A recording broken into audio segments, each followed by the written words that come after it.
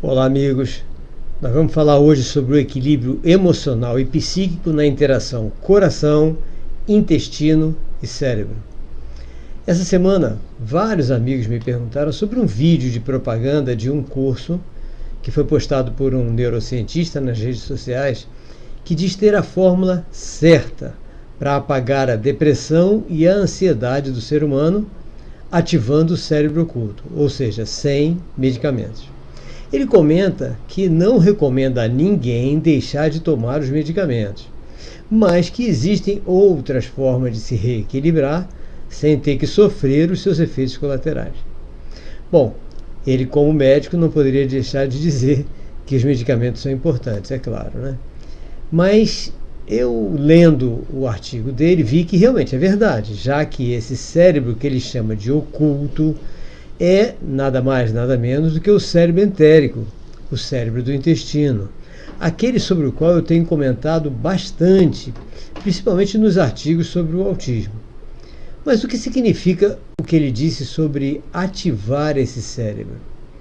Bom, para ativá-lo, nós precisamos, antes, entender quem ele é, quais as suas funções e o que ele precisa para funcionar corretamente.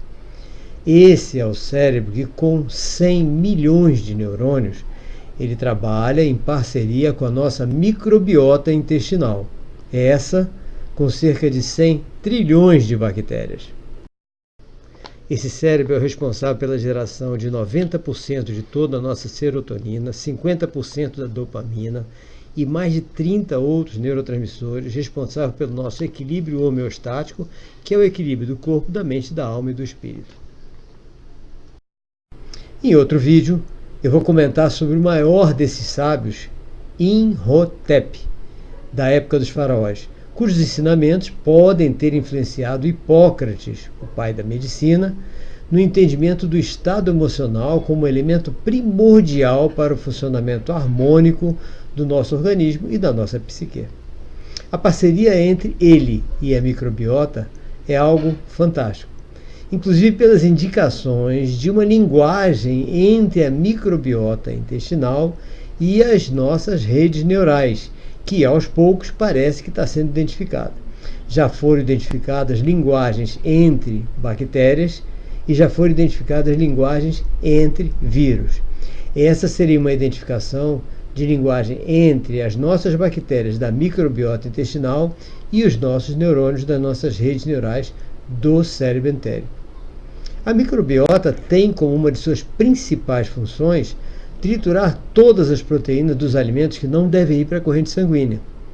Com isso, elas evitam aquelas informações cerebrais que já começa a ser muito bem estudada tanto para o autismo como para o mal de Alzheimer, que nós vamos falar amanhã sobre isso.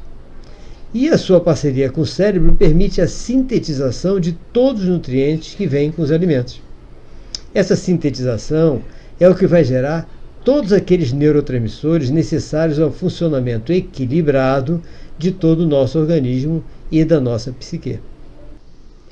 Mas é importante saber que a mente e o corpo, por sua vez, interferem nesse cérebro. Mente e cérebro entérico interagem por meio de sentimentos e emoções, estimulando positivamente ou negativamente o seu funcionamento. Da mesma forma, corpo e cérebro entérico interagem por meio dos alimentos, da microbiota intestinal e dos parasitas, um influenciando o outro.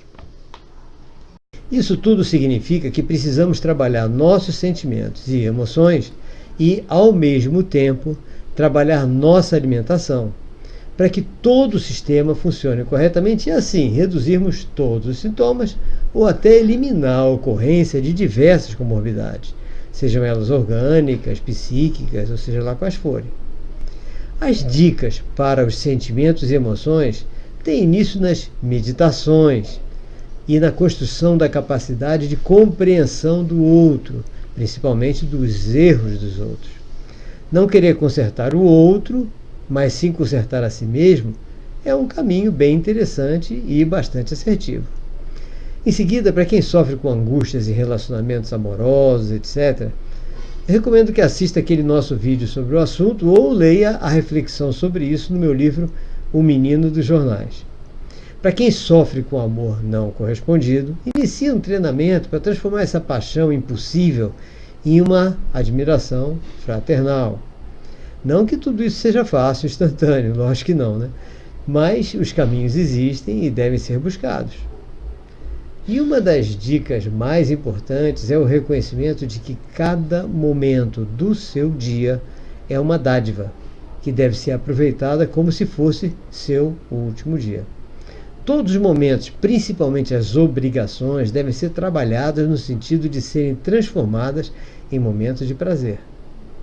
Já para o corpo, tudo começa com a eliminação dos parasitas. Eles são as principais origens de muitos dos nossos males. E grande parte deles não são detectados nos exames.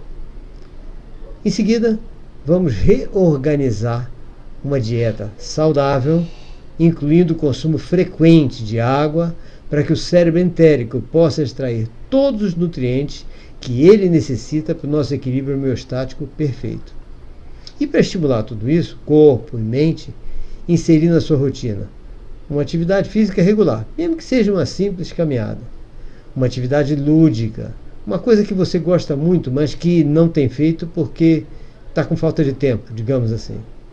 E um momento diário para nada fazer, que pode ser de alguns poucos minutos, mas que sempre vai ajudar demais. Quem tiver alguma dúvida, entre em contato para nós esclarecermos alguns pontos que podem ter ficado meio falhos, tá? Então, amigos, inscrevam-se em nosso canal, curtam o nosso vídeo, ative o tal do sininho de notificação.